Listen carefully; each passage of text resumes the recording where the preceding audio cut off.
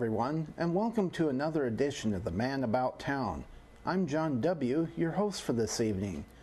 Tonight we'll be looking at one of San Diego's great landmarks and institutions, one whose profile speaks of San Diego as the Eiffel Tower speaks of Paris, or as the Golden Gate Bridge speaks of San Francisco. It is, of course, the Hotel Del Coronado. The Del, as locals like to call it, began in the late 1800s with three business tycoons named Elisha Babcock, Hampton Story, and Jacob Grundyke. They bought up Coronado and North Island for 110,000 late 19th century dollars, subdivided it, and sold the lots for a handsome profit. They retained the choicest land near the juncture of the island with Coronado for a hunting lodge and resort hotel. But it would not be just any guest house. These were the days of the robber barons, people who would board their private train cars for overland cruises, touring the country for weeks or months at a time, hopping from one luxury resort or spa to the next, often even parking their private train cars at the resort itself where they could. With California separated from the rest of the states by vast undeveloped territories, it would have to be something special. It would need to be the tops in luxury and comfort, a pleasure palace fit for the super rich of the day. This was to be a hotel like no other. Construction began in 1887 with about $1 million, 2,000 Chinese laborers, one architect, James Reed, one supervisor, Merritt Reed, and no blueprint. The first phase finished 11 months later in 1888 and was opened for business. The following phases were finished over the next 6 years. Befitting its intended clientele, the grand old lady by the sea was built and fitted with the latest and best technologies of the day. It had electric elevators for lifting guests and baggage. Bathrooms had hot and cold running fresh water, and salt water for therapeutic baths.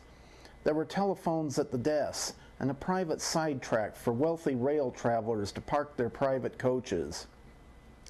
And there was its greatest feature of all, electric light. With its electrical system designed and installed by Thomas Edison himself, it was the first fully electrified building on the West Coast and the largest electrical system outside New York. But its most striking features are its grand dining hall, now known as the Crown Room. Its free-span vaulted ceiling of sugar pine was constructed entirely without nails, bolts, or glue, and is 156 feet long, 66 feet wide, and 33 feet high. From the outside, its main visual feature is the great turret of the ballroom, a focal point of postcards then and now. It provided all the popular recreations of the day, including swimming, sailing, bicycle tracks, court sports like tennis and badminton, and course or range activities like archery and golf. It had a bowling alley and parlor pastimes like billiards, table tennis, darts, cards, and chess, and lounges for reading, smoking, music, or a sip of fine brandy. The Del prospered and grew as the century turned, adding a polo field in 1906. It also began catering to an ever-growing number of those that came to regard it as a second home, renting rooms to some for months at a time. They also decided to exploit the emerging middle class by erecting a tent city on the Strand to the south, providing a very basic campground-style environment which they could afford. But as the century approached, the 20s, the demographics were changing. The people of entitlement and inheritance, or old money, were being replaced by self-made entrepreneurs, or new money. Not as obscenely wealthy as their predecessors, they were less inclined to lavish vacations and flaunting of wealth. Women also began emerging as a prominent element in society and becoming powers in their own right. These people wanted a more modern definition of luxury. These were the Roaring Twenties, and this new money wanted to party. The Del adapted and became the host of parties, big bands, and the celebrity scene, with Hollywood stars like Charlie Chaplin and Humphrey Bogart, and popular heroes and achievers of the day like Charles Lindbergh and Babe Ruth. The studios came to film, and L. Frank Baum drew inspiration from his many visits, writing several of his Oz books there. He patterned his Emerald City after the Del's unique architecture and designed the crown-shaped chandeliers for the crown room. The 20s were followed by the Depression, and resorts across the country continued to disappear at an increasing rate. But the Del adapted again, buoyed by its military population and the relatively wealthy commissioned officers. World War II followed, and the Del was contracted by the military for housing. When the short-term contract ran out, it appeared that the Del would suffer the usually fatal military takeover that befell so many hotels and other institutions at the time. But in a somewhat mysterious deal between its general manager and a high-placed officer, it avoided takeover and leased out facilities to the North Island base with minimal impact. The war ended, along with still more of the old pleasure palaces. The Del survived by catering more to the upper middle class and got some needed PR with the filming of the hit movie Some Like It Hot in 1958.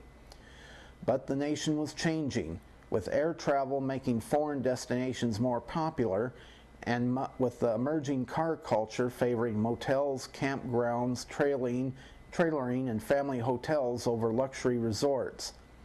By the time the 60s came, the public was done with the grandeur and opulence of the past century.